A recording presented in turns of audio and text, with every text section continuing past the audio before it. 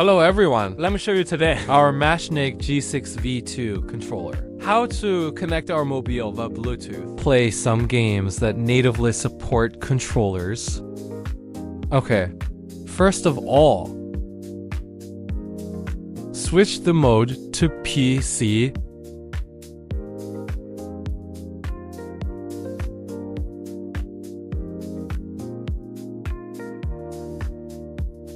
And then we press one of the pairing buttons.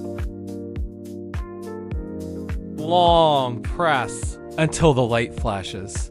After that, we turn on the Bluetooth of our phone. Search for this Xbox wireless controller. Search for the connection to this Bluetooth name device.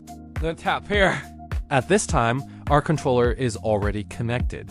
Then we can use the controller to play on your phone any mobile game with controller support. That's all about a way to connect the controller to the phone.